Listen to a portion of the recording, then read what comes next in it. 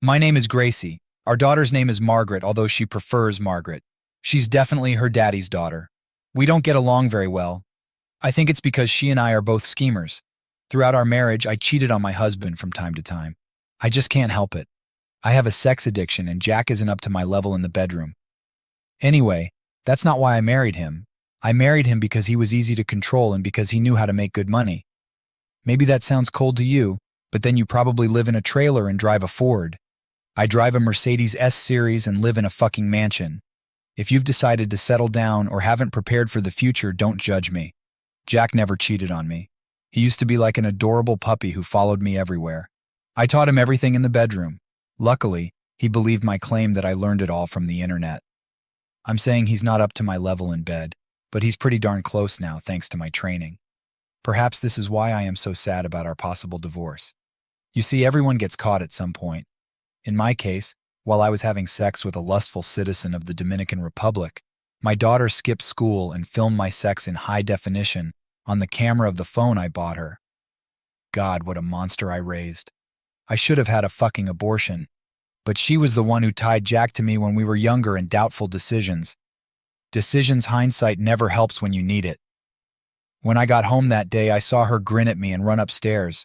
That's when I walked into the living room and walked straight into a nightmare. My most recent sex scene was shown on TV. Jack sat in front of him with tears and a high bitch sound coming from his chest. My husband slowly self-destructed before my eyes. I froze. My mind told me to run and grab the cord from the socket, but my body was in shock. We both watched me having hot sex with a young student. In an ideal world, even at this stage, my husband would be horny. Then we might just come to an understanding. But it wasn't to be. He finally jumped up and threw the remote at our very expensive UHG flat-screen TV. His head turned like a tower to face me. His eyes met mine and all I saw was blind rage or hatred. I can't say exactly what it is. Jack, I can explain it was yes.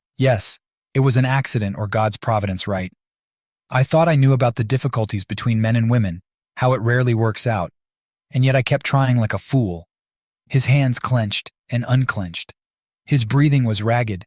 For the first time since I met him, I truly felt afraid that he might hurt me. Strangely, it sounded like he wasn't surprised by my affair, but I didn't have time to think about it. Instead, he ran into the garage, and I heard his truck start, an old Ford that he kept running. He always joked that it gave him farm credit when he went out and tended to his animal patients. Even after he stopped being a veterinarian, he kept that stupid pickup truck. Immediately after that, I heard the automatic garage door start to open, and before I could run into the driveway, he pulled out into the street. Please God, let him buckle up. I heard my monster. My offspring also stood on the staircase and looked out the panoramic window. What the hell do you care you did this to him? I shouted. What do you mean I did this to him? My hopefully soon-to-be ex-mother. I didn't have sex with a guy while I was married with a guy young enough to be my boyfriend. You are so monumentally naive. What an evil monster I raised. I needed her to get out of here. I started making a plan to save my life, and the first step was to send the prude to her grandparents. After I, of course, confiscated her phone and destroyed the DVD she burned so her dad could watch it. You are going to visit your grandparents. I would advise not to mention any of this to them. You no longer have any proof, and I can certainly make your life extremely difficult while you live under this roof. You're crazy. If you think I won't be able to control your father once he calms down, so don't make a kid of me. At the end, I screamed. I thought that she ran upstairs in fear. But then I did not yet know about the cloud. Fucking computers, a day passed. My daughter was safely or so. I thought hidden where she could no longer harm me. And my husband finally returned home. His eyes were red, and he looked like he was still awake. I rubbed my eyes furiously when I heard him arrive without me changing my clothes. When he entered the living room, I tried to appear in terrible shape. I exhaled carefully in the voice of a little girl. Please forgive me. I must have had a nervous breakdown. I sniff. I don't know what came over me to allow this to happen. His gaze was cold even despite the pain. His gaze was full of some incomprehensible emotions. I slowly stood up and hugged him, but noticed that he did not return my gesture. He just stood there like a fence post or a tree unyielding. I failed you, us, and our daughter. I can't undo what I did. I love you, Sob, and I won't fight if you want to leave me. I took a calculated risk. It could have gone either way, but I think the odds were definitely in my favor. Finally, he spoke. Would you please stop rubbing yourself against me because I can't concentrate when you do that? I'm tired and I need more time to think without your influence. I'm going to sleep in the bedroom for a while with the door locked, so you need to take everything you need from there and go to the spare bedroom. It's good that he didn't fall for the divorce gambit. I ran upstairs and grabbed a few things from the closet and master bathroom, then took them to the spare bedroom down the hall. When I was returning, the lock on the door clicked. I knocked lightly on the door. Jack, can we at least talk soon? We can talk in the morning. Now came the hardest part. I needed to look even worse, so I avoided drinking water or eating. I ruffled my hair even more and stuck my finger down my throat to vomit. Some liquid on my sundress, some carefully applied snot also completed the look. In addition, I placed a glass of vodka next to me and applied a little Vaseline to the back of my hand. I forced myself to stay awake the rest of the day and night to increase the appearance of fatigue. When Jack came down the next morning, I quickly rubbed Vaseline on my teeth to keep my lips open in the semblance of a smile. I also splashed a couple of drops of the remaining vodka in my eyes to induce redness and tears. It hurt like hell, but it was necessary. I saw that he looked much better, although he was devastated. Even better was the obvious concern on his face about my appearance. He still loved me. I had a chance. Oh my God, Grace, you look terrible. Let's get you to bed. He picked me up and carried me to the master bedroom. I sobbed on his shoulder as he carried me into the room and laid me down. It got even better when he laid down next to me and started talking. You hurt me, Grace. You really shook the pillars of heaven, but I don't want you to hurt yourself. Mom called and said they were taking care of Margaret, so we needed to talk. He looked confused but continued. I thought about it very hard. I mean, harder than I've ever thought about in my life. I think I might be willing to give you another chance, but you need some counseling about your issues. There is something else. Whatever, my love, I swear Quiet, he almost shouted. I think he was more outraged than he seemed. There's one more thing, Grace. You probably won't like it, but I need you to feel the soul-crushing pain you put me through. I can't tell you when this will happen, but sometime in the future, I'm going to sleep with another woman and film it. If you want us to continue, you'll have to watch me have sex with someone else. Then we'll be even. I was truly shocked. I created a monster out of my loving husband, and he was determined to disfigure me. The mere thought of him doing to another woman what I had done to my lovers was almost unbearable, but I needed him. I had to go through this to get my life back to where it was. After I get my revenge at some point in the future, I will do the same. In the meantime, assuming we get intimate again, I'll put on a condom. Given my trust issues, I can't risk having another child, so you can try to tie me to you even more. I understand, Jack, my love. I don't want to feel the same pain, but I will do this to keep you. I will go through anything for this. I thought it was a little stupid, but you have to do what you have to do. Over the next few months, we settled into a challenging routine. My demon child came back into the house, and she clearly couldn't understand why we didn't get a divorce. I just grinned at her and reminded her that I run this family. After that, she no longer directly challenged me. Counseling was also easy. I just blamed my addiction to sex. The doctor ate it and burped it up for my hubby like he was a baby egret. The problem was, as I mentioned earlier, my husband was trying his best to have sex with me in a stupid way. He took control of the bedroom right out of my hands.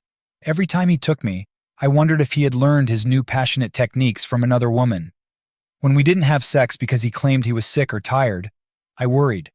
Was it possible that tomorrow I would see him making out with a young girl, possibly falling in love with her? The cumulative effect was devastating. As the year progressed, I lost all my self-confidence. I couldn't risk having an outside affair become known to my husband, so I relied solely on him. I was sad when he didn't pay attention to me. I lost weight, although I wasn't fat to begin with. Even my hair lost its shine and became brittle. People at work told me that I looked like I had suffered a shock and had aged 10 years.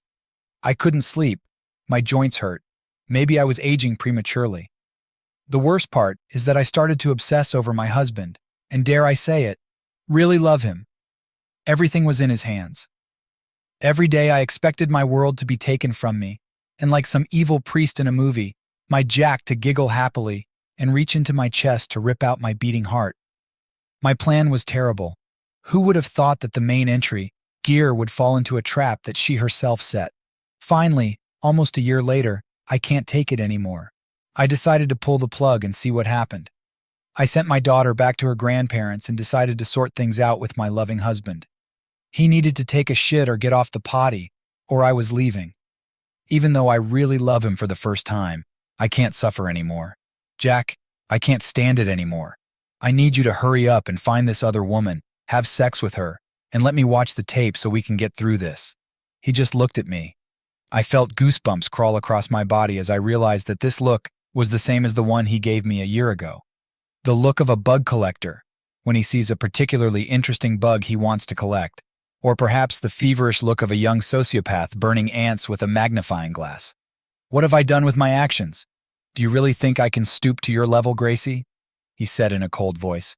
I noticed that he used my full name, which he never did, as he preferred the nickname Grace. I never intended to do what I told you. All I've done this year is push you. I wanted you to finally love me so that when you could no longer bear the worries and doubts, you would give me an ultimatum. He stood up and walked into his office.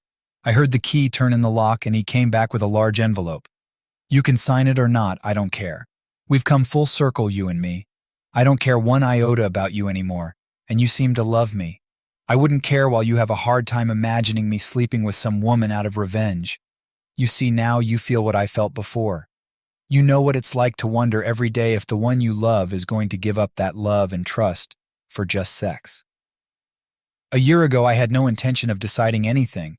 I just wanted to hurt you as much as possible without putting you through physical torture. I looked at the papers he handed me, divorce papers signed and dated just under a year ago. My tears blurred the details, but at the moment they didn't really matter. There was one chance, Gracie won. If during this time you had admitted everything, stopped trying to pass it off as some kind of mental problem, and actually apologized, we could have made peace, but you didn't. You were dodging and trying to get out just as I suspected. I'm not stupid, Gracie.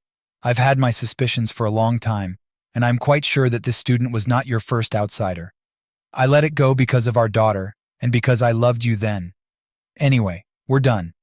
Sign the papers if you want, but either way, take your things as much as possible. Take your things and leave. Margaret will stay with me.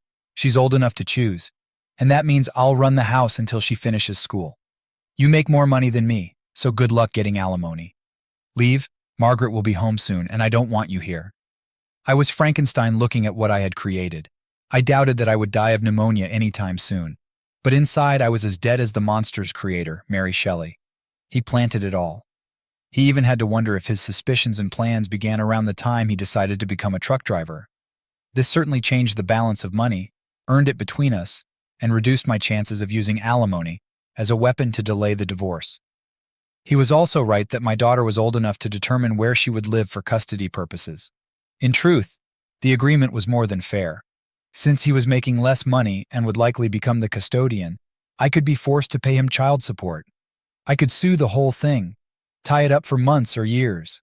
But the enormous economic cost of having a lawyer work for so long makes it foolhardy. Since I had few options, I reluctantly signed the papers there, and then packing a few things before leaving. I can just have the movers pick up the rest. After all, things are just property. What I really want, I no longer have.